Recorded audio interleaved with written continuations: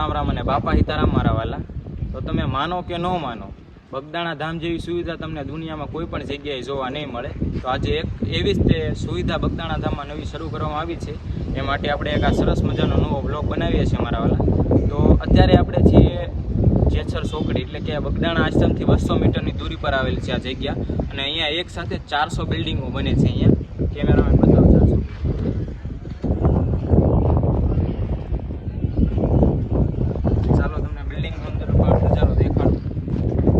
ચાલો મિત્રો અંદર જઈએ અને હજી તમને બિલ્ડિંગ પણ બતાવીએ.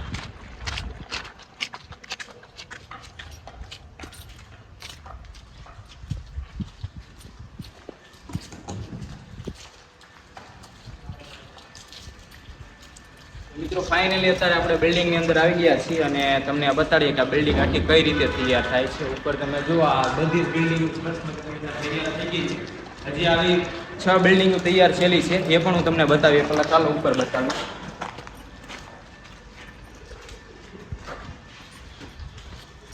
જો અહીંયા સામેની બાજુ પણ એક બિલ્ડિંગ તૈયાર થાય છે, હજી ઉપર જઈને બતાવીએ.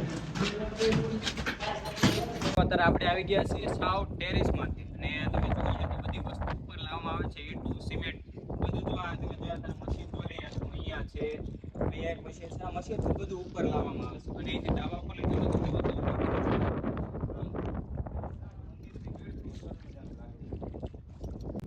અને અહીંથી જે બગદાણાનું મંદિર છે એ કેટલું સરસ મજાનું દેખાય છે. તમે જુઓ, એકદમ હરિયાળી છાઈ ગયેલી છે. અત્યારે તો ચોમાસાનો માહોલ છે અને કેટલું સરસ મજાનું લાગે બગદાણા મંદિર. અને સાથે સાથે બાપાનું ધામ પણ સુંદર મજાનું લાગે. એટલે કે જ્યારે આ 400 બિલ્ડિંગો સંપૂર્ણ બની જાય છે ત્યારે અહીંથી કંઈક બગદાણા મંદિરનો નજારો અલગ જ જોવા મળશે મારા વાલા. એ પણ આપણે સાથે સાથે એક શોર્ટ વિડીયોમાં બનાવી નાખીશું. ચાલો હજી આગળ તમને ઘણું બતાવવાનું છે અહીંયા 400 રૂમ વિશે, એ હું તમને બતાવું આગળ.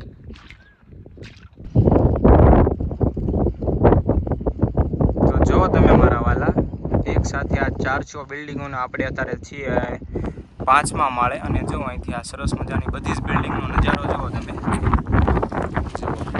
કેટલી બધી એક સાથે અહીંયા સામગ્રીઓ ઉપર લાવવામાં જો આ લાદી છે, ઘણી બધી છે. અહીંયા જો આ વાળાનો ઢગલો છે, અહીંયા ઈંટું છે, સાથે સાથે અહીંયા નિશાણી છે. અને જનકભાઈ પણ આપણી સાથે આવ્યા છે. બાપા સીતારામ જનકભાઈ. જો જનકભાઈને પણ બાપા સીતારામ કહી દીધું. ચાલો હજી વિડીયોમાં ઘણું ખરું એવું બતાવવાનું છે, જે આપણે વિડીયો અત્યારે બનાવશું તો ખૂટશે એમ નથી.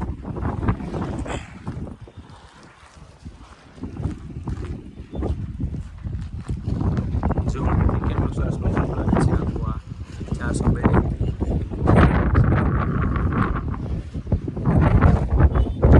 એટલે તો કહેવામાં આવે છે કે દેવાવાળો નથી રે દુબળો, કે દેવાવાળો નથી રે દુબળો, એમ કહી શકાય. એટલે બજરંગદાસ બાપા, કારણ કે 1000 હાથવાળા, જેના આશીર્વાદથી જ ત્યાં બધું શક્ય છે. બાકી બાપાના ધામમાં એક સાથે 400 રૂમો બનાવે એટલે, કારણ કે આપણા ઘરે જો એક મકાન બનાવવું હોય તો 15 થી 20 લાખનો ખર્ચો થઈ જાય છે. અને અહીંયા બાપાના ધામમાં એક સાથે 400 રૂમો બને છે. તો તમે ખાલી વિચાર કરો મારા વાલા કે અહીંયા ખર્ચો કેટલો થતો હોય છે બાપાના ધામમાં. પરંતુ આ બધી જ બાપાની દયા છે. એટલે કોઈ દિવસ બાપાના ધામમાં કોઈ પણ વસ્તુ ખૂટતું નથી. જેમ કે રસોડું છે, જ્યાં કોઈ દિવસ હજી સુધીમાં તમે સાંભળ્યું નહીં છે કે બાપાના ધામમાં ભોજન પૂરું થઈ ગયું અથવા રસોઈમાં રસોઈ ખૂટી ગઈ, એવું તમે ક્યારેય નહીં સાંભળ્યું છે. કારણ કે એવું કહેવામાં આવે છે કે સ્વયં લક્ષ્મીજી બાપાના ધામમાં વાસ કરે છે.